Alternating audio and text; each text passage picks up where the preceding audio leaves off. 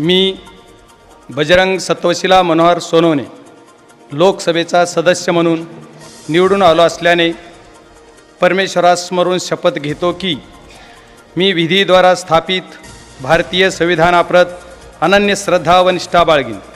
भारतीय सार्वभौमतेचे आणि भारतीय एकतेचे निराधाराने रक्षण करीन आणि जे कर्तव्य आता मला प्राप्त होत आहे ते मी नेकीने पार पाडीन. जय शिवराय, जय किसान, जय महाराष्ट्र.